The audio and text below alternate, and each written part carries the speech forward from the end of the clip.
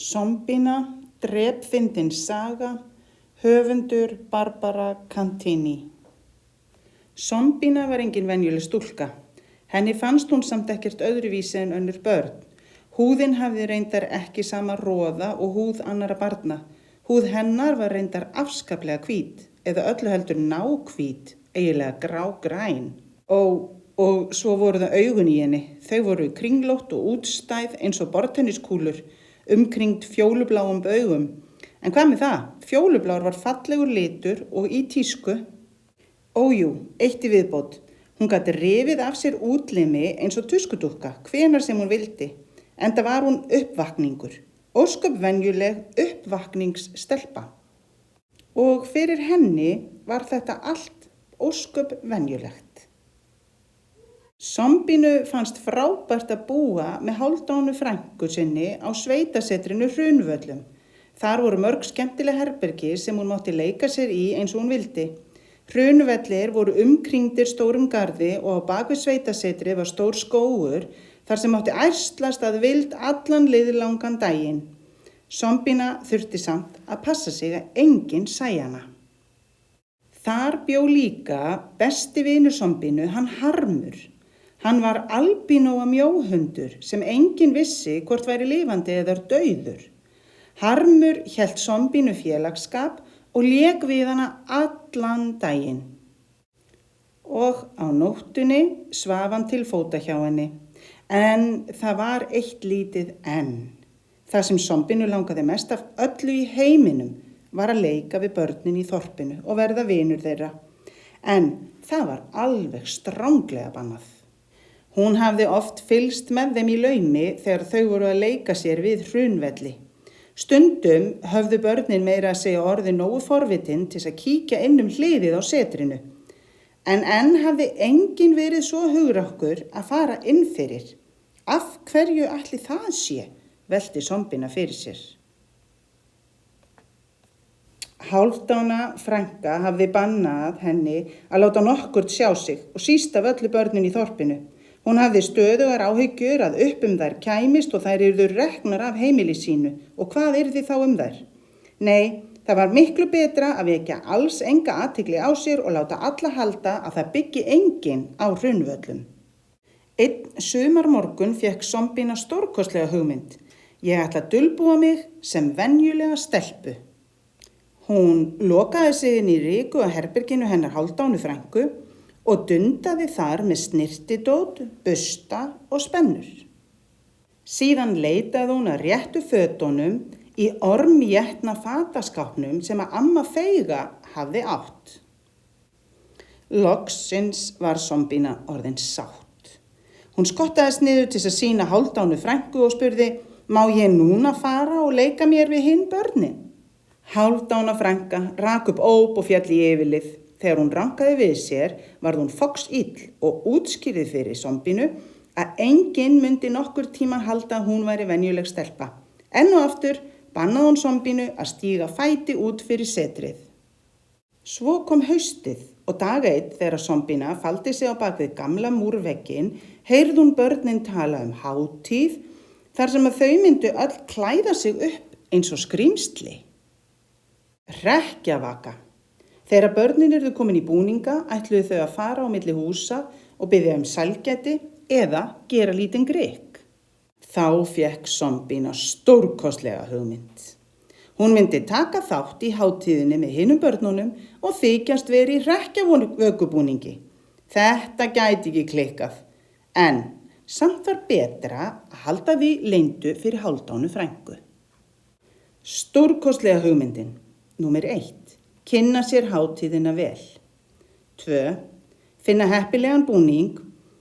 A. Fá ráðgjöf frá Harmi, hann svo smart. Eða B. Ég auðvitað ekki norn, betra að halda sig bara við uppvakningabúningin. Númer 3. Beina athygli Hálfdánu frænku annað. Já, rekja köttinn skugga upp. Þá verður hún kannski upptekin við að laga hann. Númer 4. Finna körfu undir allt nammið og númer 5. Hafa sig til og fara. Undirbúningur stóð sem hæst í þorpinu. þó að enn væru nokkrir dagar í hátíðina. Hér og þar voru útskorin grasker af öllum stærðum og gerðum, kjánaleg, fyndin og, já, stundum skelfileg. Börnin lögðu loka hönd á búningana með aðstoð frá mömmum sínum og völdu stæðstu körfurnar sem þau gátu fundið undir allt sælgætið. Á meðan beið Zombina mjög spennt á Hrunvöllum. Á hverjum degi, allan daginn, ræddi hún við Harm hátíðina sem var yfirvofandi. Hún talaði svo mikið að hundurinn gat ekki lengur fengið sér blund og eins og alltaf þá liðu dagarnir og loks rann stóri dagurinn upp. Zombina, með aðstoð Greyið Harms, eyddi öllum morgninum og fram yfir hádegi í að velja föt, laga hárið og passa hún væri örugglega með fjólubláa bauga undir augunum. Eina sem vantaði var karfa undir sælgætið, en það voru engar körfur til í húsinu. Hvað gæti hún eiginlega notað í staðinn? Já, auðvitað, gamla skartgripaskrínið hennar Hálfdánu frænku. Zombina laumaðist inn til frænku og tók alla skartgripina upp úr skríninu svo hún gæti notað það. Þetta var ekki venjulegt skartgripaskrín gamallar konu, heldur höfuðið á Bölríki afabróður og það var erfitt að fá hann til þess að þegja. Bölríkur var gamall nöldur seggur sem þoldi ekki breytingar og nýjungar. Bölríkur naut þess að dorma í rólegheitum á kommóðunni. Á milli blunda spjallaði hann gömlu góðu dagana við þann eina sem honum líkaði við, ljósmynd af honum sjálfum sem ungum manni. Hann vaknaði í mjög vondu skapi þegar Zombina teygði sig eftir honum, opnaði hann og tæmdi. Hvað að gerast? Hvaða subbuskapur þetta? Settu hattinn strax aftur á mig, mér verður kalt. Zombina útskýrði fyrir honum að hún þyrfti að fá hann lánaðan kvöldið og hún lofaði að skila honum aftur á sama stað daginn eftir. Ef þú haga þér vel og sér í lagi ef þú ert hljóður í allt kvöld, skal ég þurrka af þér það sem eftir ársins og gefa þér feita, væna orma. Hvað segir það? Spurði Zombina.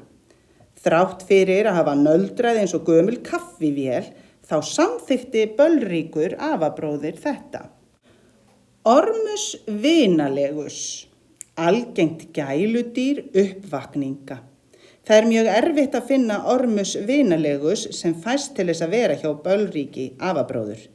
Þeir flýja allir eftir smá tíma. Zombina var tilbúin. Hún hljóp niður stigann og fann frænku þar sem hún sat í hægindastól og reyndi að sauma saman köttinn Skugga sem hún hélt að hefði snúið tilbaka úr skemmtiferð næturinnar með saumsprettu á rófunni og eyranu. En grái tvinninn var búinn þannig að hún var að sauma hann saman með appelsínugulum grófum þræði. Á sama tíma teldi Hálfdána frænka skák við myndina af afa grafreit. Hún var meira að segja að vinna, afa til mikillar armæðu. Zombina notaði tækifærið á meðan að frænkunar var upptekin og sagðist ætla í göngutúr og kæmi aðeins seinna en venjulega. Já, já, svaraði frænkunar og veifaði henni burt. Zombina skokkaði út af Hrunvöllum í fylgd með Harmi og höfðinu af Bölríki afabróður. Hún hljóp eftir stígnum, út hliðið, niður litlu götuna í áttina að þorpinu, eins hamingjusöm og hún frekast gat orðið. Brátt mætti hún hópið af börnum í búningum sem stóðu við þétt byggða götu þar sem öll húsin voru skreytt í tilefni dagsins. Þau gengu á milli og kölluðu grikk eða gott. Zombina var svolítið feimin, en hana langaði til þess að eignast vini, svo hún steig fram, heilsaði og spurði hvort hún mætti vera með. Börnin horfðu forvitin á hana og veltu fyrir sér hver hún væri. Þau voru heilluð af hauslaga körfunni, hún var svo raunveruleg, og skrýtna hundinum sem var með henni. Hvað heitirðu? Spurði nornin. Ég heiti Zombina, svaraði hún vandræðilega dimmri röddu. En hvað heitir hundurinn þinn, Zombina? Spurði úlfurinn. Zombina svaraði að hundurinn hennar héti Harmur og væri albínóa mjóhundur. Síðan sagði hún þeim að hún væri nýflutt í þorpið. Börnin buðu hana hjartanlega velkomna. Zombína varð himinlifandi og svo lögðu þau öll af stað.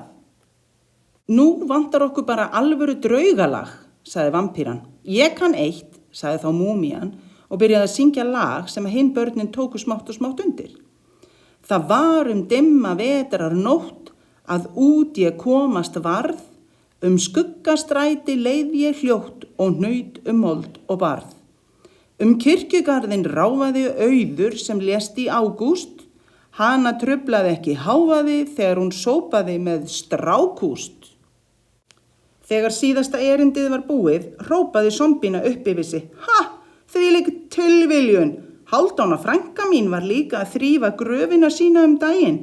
Hún vill alltaf hafa allt í röð og reglu. Teresa, stelpan sem var klædd eins og norn, hló og sagði, Zombína, þú ert svo fyndin.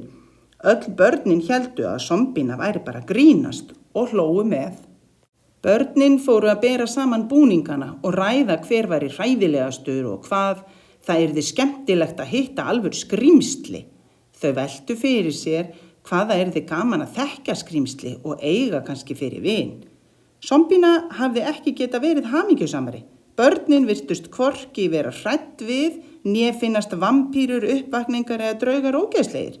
Þau fóru meira að segja keppni, hver gæti gert sig skelfilegast í framan. Ég vampíra, passið ykkur á vígtönnunum mínum, sagði Mikael. Og ég norn, passið ykkur á hræðulegu vörtunum mínum, sagði Teresa.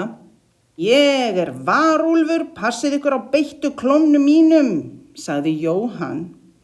Þegar þarna var komið sögu var Zombína of spennt til þess að hugsa rökrétt og hún gleymdi öllum viðvörunum Hálfdánu frænku og sýndi sitt hræðilega eðli. Eins og þaulvanur töframaður, hent hún höfðinu í lófan á sér, sneri því í loftinu, rendi því eftir handleggnum og lét það lenda aftur í lófanum. Og ég uppvakningur, hókus pókus! Krakkarnir störðu á hana með galopin augu. Zombína stífnaði upp og áttaði sig á að hún hafði komið upp sig. Allir þögnuðu og stóðu þögulir. Og enn þögðu allir. Þar til Jóhann, sá yngsti í hópnum, rauf þögnina. Þetta það ótrúlegasta flottasta í öllum heimi. Þú ert alvöru uppvakningur, hrópaði Jóhann. Já, og ég heiti sko eiginlega Zombína, ekki Sabína, sagði hún. Húrra fyrir Zombínu vinkonu okkar. Öll börnin fögnuðu og föðmuðu hann að sér. Ef hún mögulega gæti, þá hefði hún roðnað af gleði. Og upp frá þessu fóru krakkarnir að venja komu sínar á Hraunvelli og nú átti Zombína fullt af vinum til þess að leika við. Og meira að segja Hálfdána frænka var sátt, því þetta var ennþá svakalegt leyndamál sem aðeins Zombína og krakkarnir í þorpinu vissu.